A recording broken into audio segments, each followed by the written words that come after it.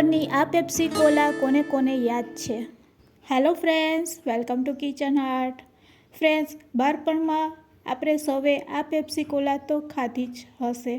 એટલે જ આપણે ખ્યાલ છે કે તેનાથી કેટલું નુકસાન થાય છે, કારણ કે તેમાં સેક્રીનનો ભાગ હોય છે, જેનાથી ગળું બળે છે, ક્યારેક તાવ પણ આવી જાય છે અને શરદી ઉધરસ પણ થાય છે. જો આવી જ પેપ્સી કોલા ઉનાળાની કાળઝાળ ગરમીમાં ઘરે બનાવીને બાળકોને આપીએ તો આજે આપણે ફ્રૂટમાંથી એકદમ નવી રીત સાથે નેચરલ કલરથી બનેલી અને નેચરલ સ્વાદ સાથે પેપ્સી કોલા બનાવીશું. તો ચાલો રેસીપી બનાવવાની શરૂઆત કરીએ. રેસીપી સારી લાગે તો લાઈક અને શેર કરજો. મારી ચેનલ ઉપર નવા હોય અને મારી ચેનલને હજુ સબસ્ક્રાઈબ ન કરેલ હોય તો સબસ્ક્રાઈબ કરી બાજુનું બેલ બટન દબાવવાનું ભૂલશો નહીં, જેથી કરીને તમને મારા નવા વિડીયોનું નોટિફિકેશન મળતું રહે. તો સૌથી પહેલાં આપણે તરબૂચ લેશું. નેચરલ સ્વાદ અને નેચરલ કલર સાથે આજે આપણે આ પેપ્સી કોલા બનાવીશું. તેના માટે મિક્સર જારમાં સમારેલા તરબૂચ, જેમાંથી આપણે બી દૂર કરી લીધા છે, તે એડ કરી દઈશું અને પછી તેમાં અડધી ચમચી દળેલી ખાંડ. બસ હવે 2 ચમચી જેટલું તમારે પાણી એડ કરવાનું છે. નેચરલ કલર માટે અહીંયા આપણે બીટનો ઉપયોગ કરશું, તો 1 ટુકડા જેટલું બીટ તેમાં એડ કરી દેવાનો છે અને પછી ગ્રાઇન્ડ કરી લેશું. તરબૂચને આ રીતે ગ્રાઇન્ડ કર્યા પછી આપણે તેને એક વખત ગાળી લેશું. અહીંયા આપણો રેડ કલરની પેપ્સી કોલા તૈયાર છે. તમે જોઈ શકો છો, નેચરલ કલરથી બનેલી છે અને નેચરલ ફ્રૂટથી. બસ આને સ્ટોર કરવા માટે અહીંયા આપણે 2 ટીપા જેટલું લીંબુનો રસ એડ કરશું, જેથી કરીને પેપ્સીને આપણે લાંબો સમય માટે સ્ટોર પણ કરી શકીએ. તો તેમાં ફક્ત 2 ડ્રોપ જેટલું આપણે લેમન જ્યુસ એડ કરી દઈશું. હવે આપણે લેશું ઓરેન્જ. અહીંયા મેં ઓરેન્જમાંથી બી છે તે દૂર કરી લીધા છે. બસ તેને પણ આપણે મિક્સર જારમાં લઈ લેશું અને તે જ રીતે આપણે ગ્રાઇન્ડ કરવાનું છે. હવે અહીંયા નેચરલ કલર એડ કરવા માટે આપણે ઓરેન્જ શરબતનો ઉપયોગ કરશું. ઉનાળામાં દરેકના ઘરમાં ફ્રીજમાં શરબત હોય જ છે. જો તમારી પાસે શરબત ના હોય તો ફક્ત ને ફક્ત તેમાં ખાંડ નાખીને તમારે 2 ચમચી જેટલું પાણી એડ કરવાનું અને પછી તેને ગ્રાઇન્ડ કરી લેશો એટલે અહીંયા ઓરેન્જ કલરની પેપ્સી તૈયાર થઈ જશે.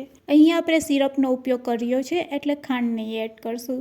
ગ્રાઇન્ડ કર્યા પછી તેને પણ આ રીતે એક વખત ગાળી લેશું એટલે ઓરેન્જ કલરની પેપ્સી માટેનું લિક્વિડ છે તે તૈયાર થઈ જશે. તો તમે જોઈ શકો છો, એકદમ નેચરલ કલર સાથે તેને રેડી કરેલ છે. હવે આપણે ગ્રીન પેપ્સી બનાવવા માટે ગ્રીન ગ્રેપ્સ લેશું. હવે આ ગ્રેપ્સમાં એક કેરીનો ટુકડો એડ કરી દઈશું અને નેચરલ કલર માટે અહીંયા મેં ગ્રેપ્સના પાન લીધેલા છે. તો ગ્રેપ્સના પાન ન હોય તો તમારે ફુદીનાના પાન 2 કે 3 એડ કરી દેવાના. સ્વાદમાં કોઈ ફરક નહીં પડશે, પણ નેચરલ કલર આવશે. ગ્રેપ્સના પાન એડ કર્યા પછી અહીંયા આપણે અડધી ચમચી જેટલી ખાંડ એડ કરશું. મેં થોડાક ફુદીનાના પાન પણ એડ કરેલા છે. અહીંયા તમારે ફુદીનાના પાન અથવા તો ગ્રેપ્સના પાનમાંથી કોઈ પણ એક વસ્તુ લેવાની છે. બસ તેને પણ આપણે હવે 2 ચમચી જેટલું પાણી નાખી ગ્રાઇન્ડ કરી લેશું અને ગ્રાઇન્ડ કર્યા પછી તેને ગાળી લેશું. તો છે ને એકદમ ઇઝી નેચરલ કલર સાથે પેપ્સી બનાવી. આ રેસીપી તમે ક્યાંથી જોઈ રહ્યા છો તે મને કમેન્ટ્સમાં જરૂરથી કહેજો.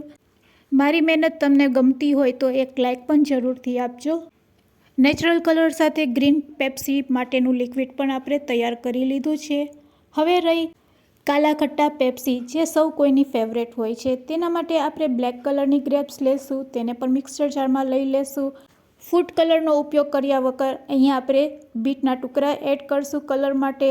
હવે કાલા ખટ્ટા માટે ખટ્ટા ટેસ્ટ આપવા માટે અહીંયા આપણે કેરીના ટુકડા એડ કરશું. તો 2 ટુકડા આપણે કેરીના એડ કરશું. હવે તેમાં આપણે અડધી ચમચી ખાંડ એડ કરશું અને બસ 2 ચમચી જેટલું પાણી એડ કરી તેને પણ આપણે ગ્રાઇન્ડ કરી લેશું એટલે કાલા ખટ્ટા માટેનું પણ લિક્વિડ છે તે તૈયાર થઈ જશે. એક વખત ચોક્કસથી આપણે ગાળી લેશું અને લિક્વિડ ફોર્મમાં તેને તૈયાર કરશું. પેપ્સી કોલાને લાંબો સમય માટે સ્ટોર કરવા માટે 2 ટીપા આપણે લીંબુનો રસ એડ કરશું. વાવ ફ્રેન્ડ્સ, ખરેખર ટેસ્ટમાં બેસ્ટ છે.